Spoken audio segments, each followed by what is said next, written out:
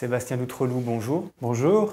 Il racontait quoi le message d'Al Gore? On rappelle, hein, c'était un film qui est sorti aux alentours de 2006 peut-être. Oui, 2006-2007. C'est ça, qui s'appelait une vérité qui dérange. Quelle était la vérité que portait Al Gore à ce moment-là?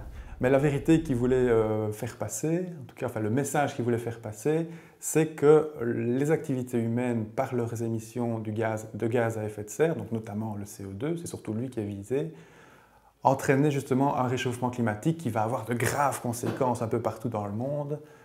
Donc il est fort démago dans sa démonstration. Et justement, il utilisait plutôt un message politique derrière qu'un message scientifique. Et donc il exagérait, il était alarmiste et il voulait faire passer un message qui fait peur à la population, pour que la population réagisse. Avec quoi par exemple? Par exemple, je prends cet exemple-là parmi tant d'autres, mais le lac Tchad. Voici le lac Tchad, autrefois l'un des plus grands du monde. Il s'assèche depuis plusieurs décennies et aura bientôt totalement disparu, ce qui complique grandement les problèmes que connaît déjà la région.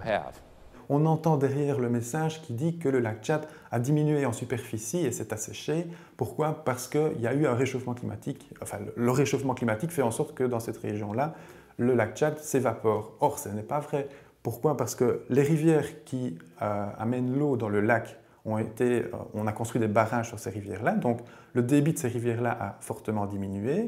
Et en plus, la population autour du lac a été multipliée par 2 en 30-40 ans. Et donc d'un côté, on a un arrêt des débits, enfin en tout cas une forte diminution des débits des rivières qui amènent l'eau dans le lac, et d'autre part, on a un plus gros puisement de l'eau de ce lac-là.